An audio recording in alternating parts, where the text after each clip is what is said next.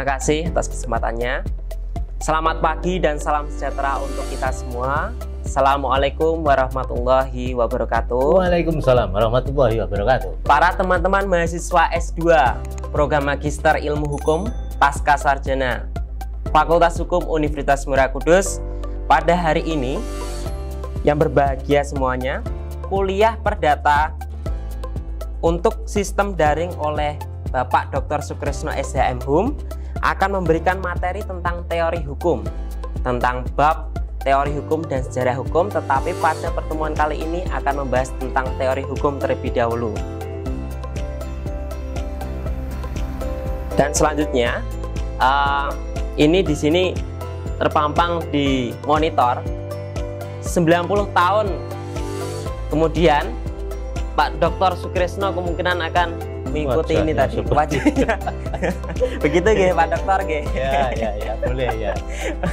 Oke, selanjutnya saya akan masuk untuk ke kurikulum vitae atau riwayat hidup dari Bapak Dr. Sukresno.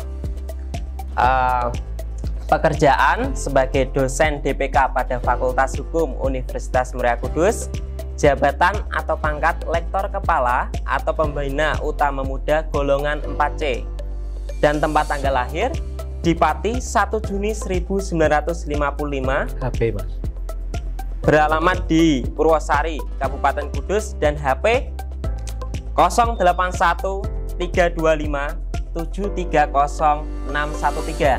Dan Bapak Sukresno siap 24 jam untuk menerima konsultasi dari teman-teman mahasiswa khususnya. Iya, siap.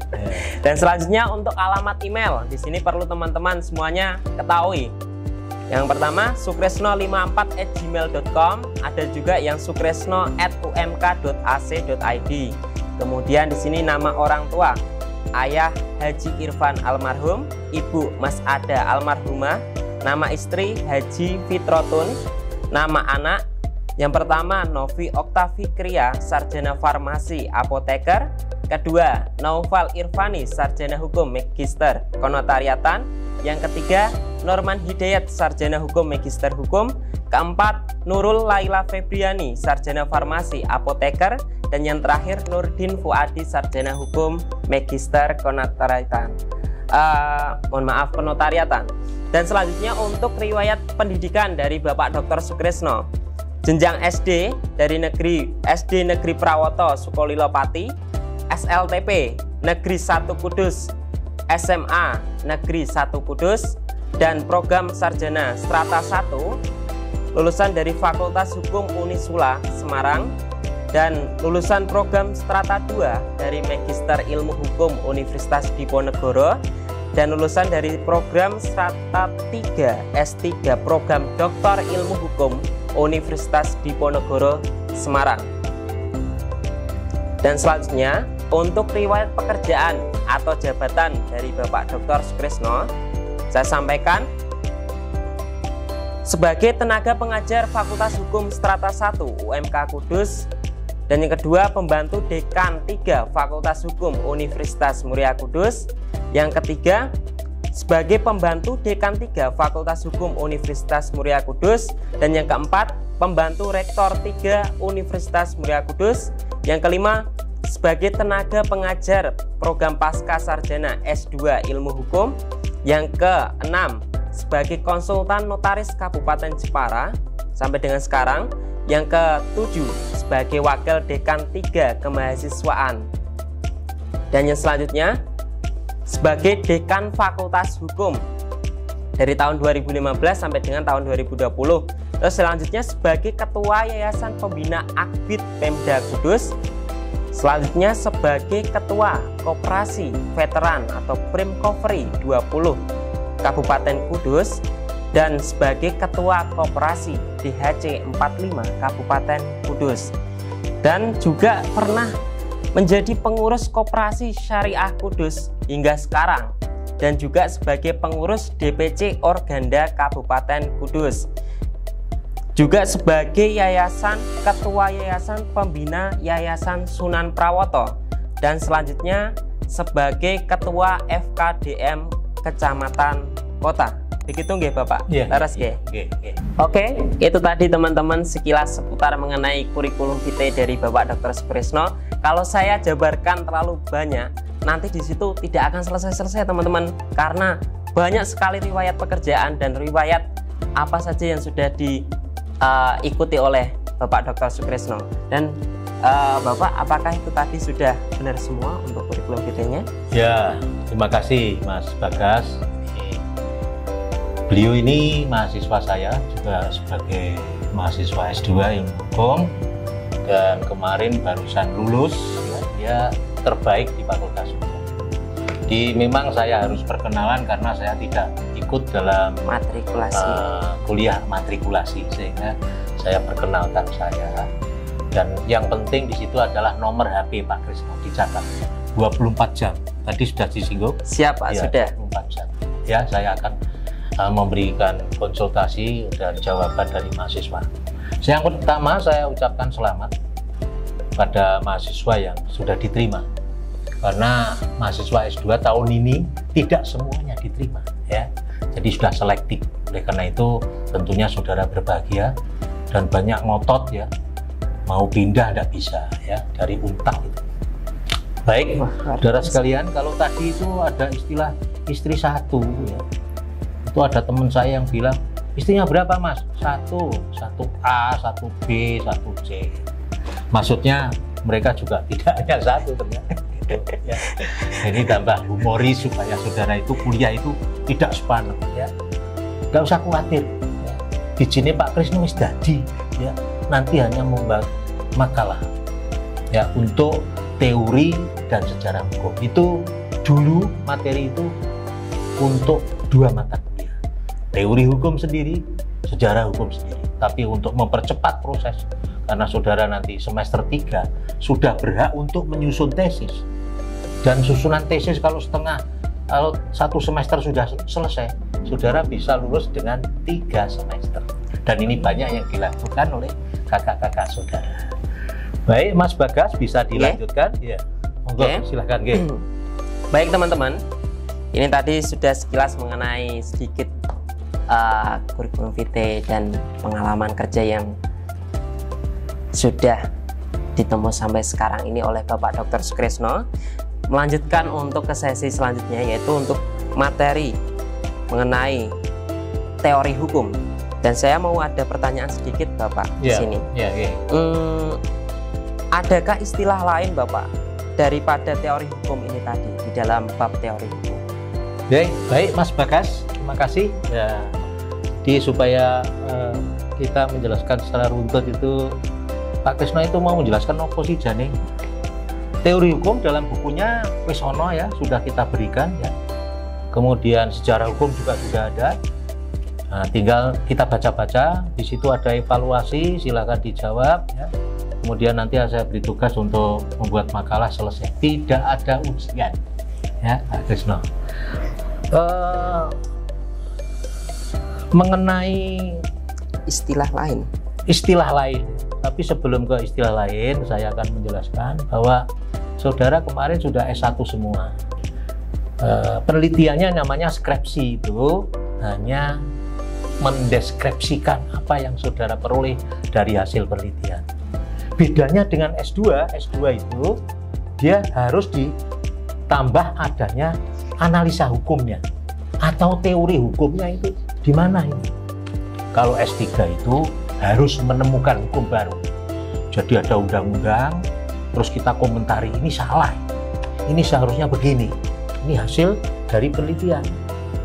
Jadi itu bedanya S1, S2, S3. Adapun istilah magister hukum, magister humaniora, itu sama. Artinya sama itu semua S2 dari ilmu hukum, cuma SKDK ini menyebut apa? Gelarnya itu ya. Materinya saya kira sama. Ya, magister humaniora, ilmu hukum yang kemanusiaan, dan magister hukum MH. Ya, baik. Berikutnya ada pertanyaan. Analisa hukumnya itu selalu dikaitkan dengan antara das solem dan das sei. Kalau kita belajar hukum itu dasolen, hal-hal yang seharusnya orang yang salah dihukum. Dasa ini kenyataannya orang. Jadi kue nek ana wong takok, lho Pak itu kok ora dihukum, Pak. Nah, terang ngono wae. Kita belajar itu dasolen yang seharusnya. Penegakannya mungkin ada pengaruh dari yang lain. Dasainya kenyataannya beda. Hukum kita mengarah pada antara dasolen dan dasain sama. Teori ini ya prakteknya kudu ngono. Iki perlu waktu yang jauh. Mengapa demikian? Ya, lalu nanti saudara akan mengkaitkan teori hukum ini dengan tesisnya. Ada pertanyaan yang menggelitik di masyarakat. Kenapa Pak? Sudah ada undang-undangnya, sudah ada KPK, kok ijono korupsi? Itu sing iso jawab sing mahasiswa S2, S1 gak iso Mas. Ya, karena bekerjanya hukum menurut L.M. Friedman itu dipengaruhi 3 hal. 1 adalah struktur, 2 substansi, 3 kultur. Manakala ya struktur pengadilan ini sono KPK, lembaga penegakan, substansi undang-undang ini ribuan ya korupsi. Kultur budaya di masyarakat Indonesia masih memberi dan menerima, dan saya sendiri itu loh kalau memberi orang itu seneng, tapi itu dilarang karena ada pengaruh yang ada hubungannya dengan pekerjaan, atau dengan memberi itu memberikan ada akibat hukumnya ya, maka ini yang tidak boleh. Tapi ada yang memang sifatnya meminta, nah ini yang tindak pidana korupsi kan di situ ya. Jadi kekurangan kita, hukum kita tidak berjalan dengan baik itu karena kultur budaya masyarakatnya Indonesia masih rendah, masih kurang baik, disiplinnya juga kurang baik ya. Ini akibatnya. Ada cerita yang menarik ya, ini karena mahasiswa S2 ini wis tak anggap wis dewasa kabeh ya. Ada cerita di bandara. Di bandara itu kan sudah jelas ya, orang itu harus disiplin. Ini toilet wis ono gambare untuk ibu-ibu, gambare pakai rok. Yang satu toilet untuk laki-laki, gambare pakai celana. Satu saat ada bapak-bapak yang tidak disiplin, langsung masuk di toilet ibu-ibu. Ya sedang mengerjakan itu, dia kencing, cil, ibu masuk. Apa yang terjadi? Ibu-ibu ini marah tuh. Bapak ini gimana? Ini kan untuk ibu-ibu. Tapi wong bapak ini wong profesor, jawabnya gampang. Loh, yang ini juga untuk ibu, gitu ya.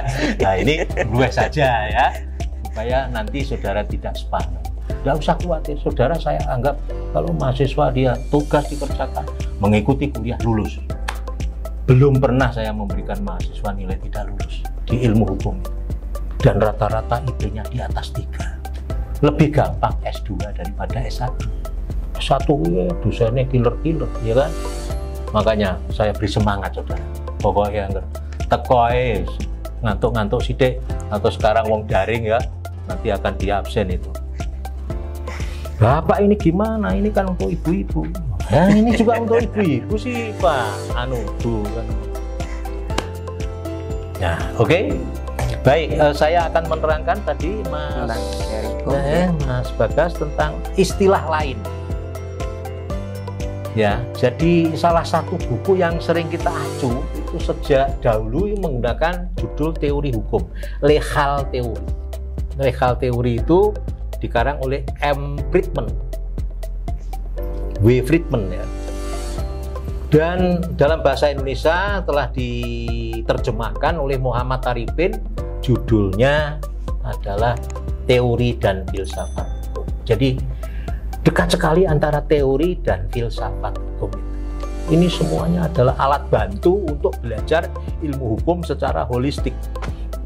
Pak Rektor, Pak Parnyo kemarin sudah menjelaskan, karena pasangan saya teori hukum ini sama dengan Pak Parnyo, bahwa hukum itu diciptakan kan untuk masyarakat, dan masyarakat perkembangannya lebih cepat daripada hukum, sehingga keteteran. Nah ini juga untuk belajar, supaya kita belajar hukum yang holistik, yang lengkap, itu harus belajar juga filsafat hukum, teori hukum, sejarah hukum, ya, antropologi hukum dan selanjutnya. Lanjut Mas. Baik, buku ini lebih banyak materi dari berbagai teori hukum dan kurang membahas tentang apa sebenarnya teori. Bahasan tentang teori hukum, Introduction to Legal Theory, ditulis John Finn. Ini yang pertama kali tentang teori hukum. Lanjut. Dalam kepustakaan hukum berbahasa Belanda, tulisan yang cukup lengkap adalah dari Jan Gisel. Ini yang lengkap. Judulnya adalah What is the Recht Theory? Ya. Ini sudah ada di bukunya saudara. Ya. Sudah saya buatkan. Saya itu dikenal oleh mahasiswa-mahasiswa sebagai dosen diktator. Kenapa dikatakan diktator? Karena setiap mata kuliah saya buat diktat. Ya, supaya mahasiswa bisa belajar, tidak hanya omongan saya. Nah, kalau dia ada kuliah, nah ini kan bisa baca. Dan ini PowerPoint ini sudah ada di bukumu semuanya. Oke, lanjut. Dalam bahasa Indonesia hingga sekarang kita masih belum menemukan buku khusus yang membahas tentang teori hukum. Ya, buku yang membahas teori hukum itu baru Profesor Sacipto Raharjo. Iku wae judulnya tentang ilmu hukum. Ya, yang sekarang profesor ini sudah almarhum, dianggap sebagai pegawan hukum progresif, ya. Dosen Undip ini dosen saya. Lanjut Mas. Nah, saudara sekalian, istilah lain sekarang. Kalau nanti saudara menemukan ajaran hukum, itu ya teori hukum. Legal method itu ya teori hukum. Rechtsnormen itu bahasa Belanda. Bahasa Jerman itu Rechtsnormen, Lehre, ilmu hukum sistematis, dan theory of law, Reskupon. Lanjut. Menurut O.C. Salman, ya, karena tadi kita bahas bahwa istilah teori hukum itu ada dua kata, teori sama hukum. Hukum itu apa? Hukum itu objek kajian yang masih harus dibangun. Sampai sekarang, Omnibus Law itu masih membangun hukum, dan pendapat itu selalu beda-beda. Nah, ini makanya kita harus tahu, ya, bahwa hukum itu ada beberapa pengertian. Hukum secara normatif ya undang-undang itu, tapi ada yang mengatakan hukum itu ya masih harus dikonstruksi. Hukum itu baru pemikiran yang memiliki latar belakang yang beda antara para tenaga kerja dengan pemerintah, itu dengan pengusaha mesti beda pengertiannya itu. Lah itulah kita harus mengerti, ya. Jadi berjiwa besar orang itu yang memahami pendapat orang lain. Tidak bisa kita memaksakan pendapat. Tapi ya bagaimanapun juga hukum itu diciptakan untuk tata tertib, baik untuk para pengusaha maupun para karyawan, gitu. Ya baik, itu saya tidak mendalami tentang Omnibus Law. Kita lanjutkan. Istilah teori kan dua kata tadi, ya. Lanjut Mas. Dua kata. Apa itu teori? Orang sering menyebut, itu kan teori, itu kan dasolen yang seharusnya. Kenyataannya, supaya saudara itu tidak terjebak pada antara dasolen dan dasain, kriteria teori itu idealnya secara logis harus konsisten, antara yang saudara kemukakan dengan kenyataan harus sama. Teori terdiri dari pertanyaan mengenai gejala tertentu, pertanyaan mana mempunyai interrelasi yang serasi, dan seterusnya. Itu teori. Kemudian yang kedua, apa itu? Ini sudah ya, teori dan hukum. Teori hukum. Lanjut Mas. Nah, Suryono Sukanto juga menyebutkan gunanya apa sih teori? Gunanya teori. Saya kira ini belum menjadi pertanyaan yang kedua, Mas. Iya, Pak, belum. Kedua, ya. Baik, saya serahkan kepada Mas Bagas dulu. Pertanyaan yang kedua, Mas. Oke, Bapak. Tadi yang pertama tadi sudah terjawab, teman-teman. Kemudian yang pertanyaan selanjutnya yang kedua, mohon bisa dijelaskan Bapak tentang apa itu hukum kalau menurut dari Bapak sendiri. Ya. Tadi sudah saya katakan di atas tadi, oleh Salman tadi, hukum itu adalah di atasnya Mas, di atasnya. Ya, itu kan hukum itu kan menurut Salman itu objek kajian yang masih harus dikonstruksi. masih dibangun terus. Ribuan definisi hukum tidak akan kecapean yang istilah yang betul, ya. Makanya saudara harus tahu bahwa hukum itu proses. Hukum yang sekarang ini selalu ketinggalan dengan perkembangan masyarakat, betul. Mengejari sampai kita lari kencang, hukum tetap ketinggalan. Mengikuti. Sekarang udah ada perkembangan teknologi antariksa, hukumnya sono dong. Sopo sing nguasai antariksa sekarang? Nah kan, hukumnya ketinggalan. Hukum juga memiliki latar belakang sudut pandang yang beda. Jadi kalau saudara belajar hukum itu diciptakan tahun piro. Karena mengikuti perkembangan masyarakat. Hukum itu timbul dan ada itu sama dengan perkembangan masyarakatnya. Jadi makanya nanti kita harus belajar tentang sejarah itu. Ya. Adanya korelasi antara teori teori hukum dan sejarah hukum. Kemudian kegunaannya tadi, selanjutnya kegunaannya Mas, terus lanjut. Nah gunanya ini teori itu gunanya, teori itu harus berguna untuk mempertajam supaya tesismu itu dibetulkan. Iku ono teorine dan kenyataannya apa yang Anda teliti, ya. Juga akan mengembangkan sistem klasifikasi, ya, fakta supaya ini sinkron dengan Das Ollen dan Das Said. Maka saudara berikan saran di situ. Dan teori biasanya merupakan ikhtisar daripada hal yang telah diketahui serta diuji kebenarannya menyangkut objek yang. Jadi kalau di tanda-tanda mendung ini mesti ada hujan ini sebentar lagi. Ya, ini teori. Teori memberikan kemungkinan pada prediksi fakta mendatang. Teori memberikan petunjuk terhadap kekurangan pada pengetahuan peneliti. Ya, ini kegunaannya. Kalau kita belajar teori kerjanya hukum tadi di samping L.M. Friedman tadi, itu ada teori hukum oleh namanya Robert Seidman, bahwa bekerjanya hukum itu dipengaruhi oleh 3 hal. 1, bersifat yuridis normatif, ada aturan undang-undangnya. 2, ada penegakan hukumnya, yaitu pemerintah. Dan yang ketiga adalah faktor yuridis sosiologis, itu menyangkut pertimbangan ekonomi dan budaya. Jadi makanya kita melihat kenyataan di lapangan, Pak. Kenapa Pak? Kok kalau ada orang kaya, orang ekonomi kuat kok jarang dia terkena sanksi hukum? Ya memang hukum itu dipengaruhi faktor ekonomi. Kita tahu tuh penegak hukum itu juga butuh uang. Ya bicaranya ya komunikasi, jadi orang diproses. Bahkan ada sarjana Amerika itu yang mengatakan, Honoré de Balzac, bahwa hukum itu seperti sarang laba-laba. Dia hanya Dia hanya memproses, ya. Dia hanya sarang laba-laba itu dia hanya menangkap serangga-serangga yang kecil, tapi membiarkan wong-wong yang besar lolos. Artinya apa? Ya sih, nyolong pitik, nyolong ya, ada motor, kena dia. Tapi sing korupsi besar lolos.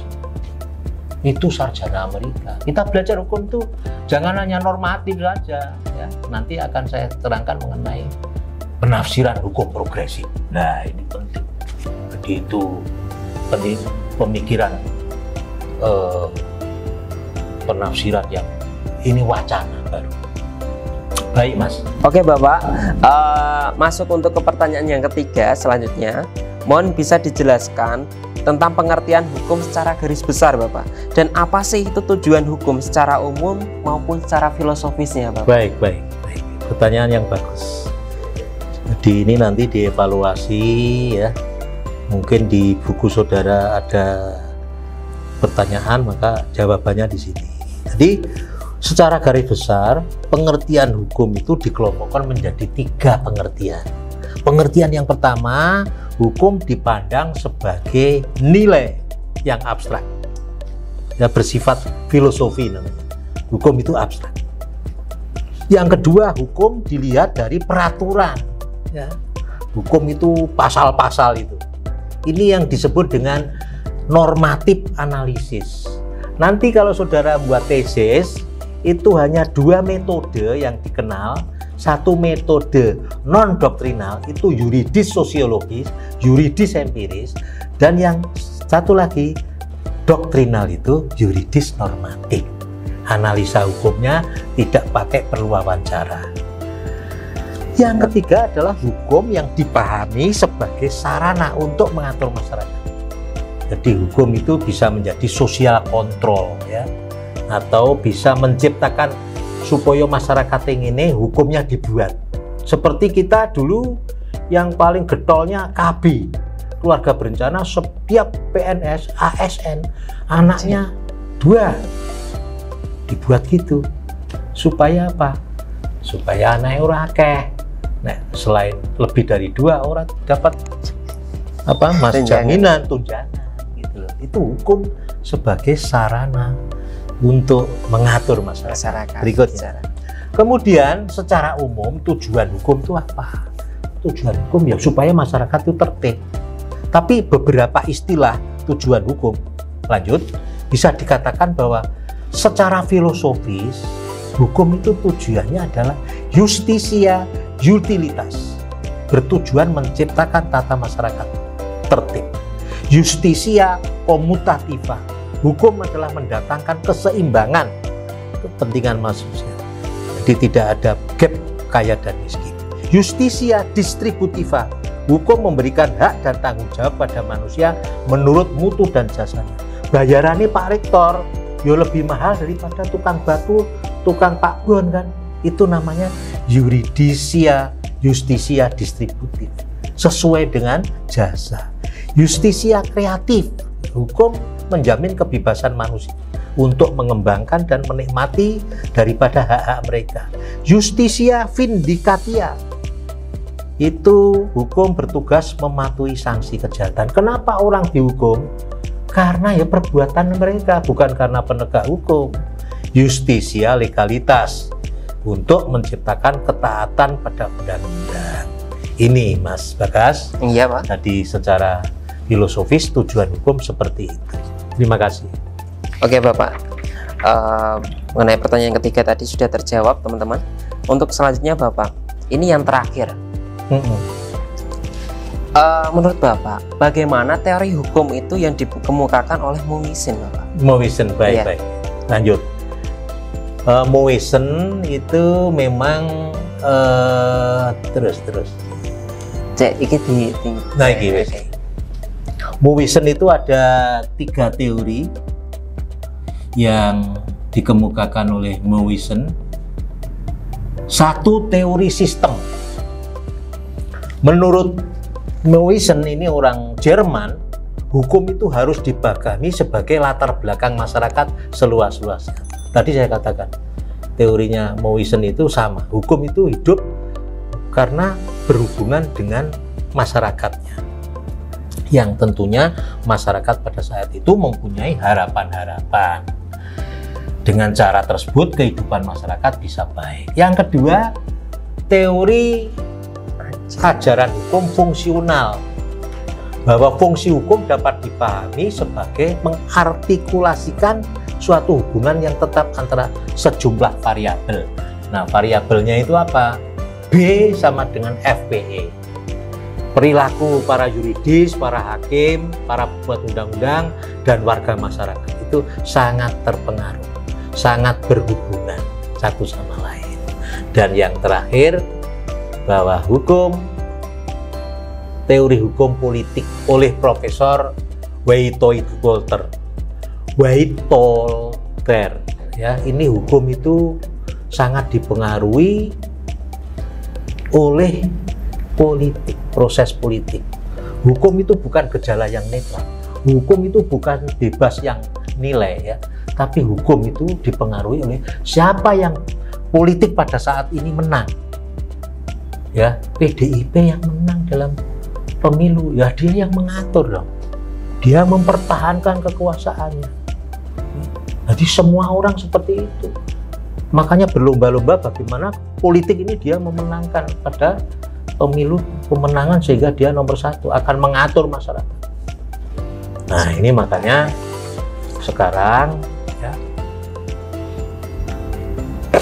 kita harus memahami bahwa ternyata kita belajar hukum itu hanya teori, tapi kenyataannya di masyarakat itu beda. Nah ini hal-hal semacam itu menjadi tugas dari seorang sarjana hukum, magister hukum. Ini yang perlu kami sampaikan, saudara-saudara sekalian. Nah ini tak ceritani tentang orang yang sudah sepaneng, orang yang sudah sepaneng itu nanti menjadi orang gila. Nah ini ceritanya ono wong edan.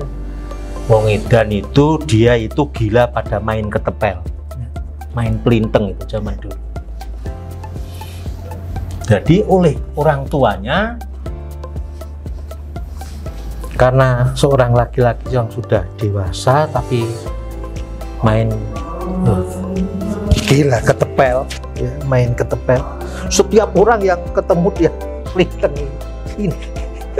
Lalu orang tua inisiatif, ya wis nek ngono anakku tak lebokne ring rumah sakit jiwa. Kebetulan rumah sakit jiwa itu direkturnya itu seorang ibu-ibu. Lalu 1 bulan kemudian si anak ini yang gila tadi minta kepada ibu direktur rumah sakit jiwa, minta pulang. Bu, saya minta pulang. Loh, mau apa pulang? Ya tentunya saya laki-laki mau kawin toh Bu. Oh iya apik kawin. Mau pulang ya, mau kawin ya. Loh kok kawin? Istrimu mau kok apakan nanti? Ya saya masukkan kamar. Bagus. Terus? Ya terus saya buka bajunya. Bagus. Terus saya buka celana dalamnya. Terus saya ambil kolornya untuk main ketepel. Oh. Ternyata si anak laki-laki tadi masih gila main ketepel. Wis tekan cawete dicopot kok dijipuk kolorita gitu ya. Oh udah bisa pulang mas, kamu minggu depan lagi aja gitu ya. Nah ini tambahan intermezzo untuk kuliah saya. Nanti ada lucu-lucu, boleh dicatat yang udah dihafalke ya. Sekian saya kira Mas Bagas, cukup untuk pertama kali kuliah perdana. Mudah-mudahan bermanfaat. Dan saya akhiri, assalamualaikum warahmatullahi wabarakatuh. Waalaikumsalam warahmatullahi wabarakatuh. Terima kasih Bapak Dr. Sukresno SCM Hum yang sudah meluangkan waktunya untuk memberikan materi perkuliahan pada hari ini.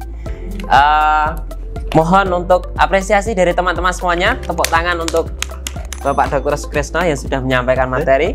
Dan kemudian untuk next selanjutnya berarti tentang sejarah hukum ya, Pak? Sejarah hukum nanti hari Sabtu ya. Hari Sabtu. Ya. Hari Sabtu untuk perkuliahan di sesi yang kedua. Oke. Sekian dari saya selaku pembawa acara. Bila mana ada salah kata, mohon maaf sebelumnya. Terima kasih. Wassalamualaikum warahmatullahi wabarakatuh.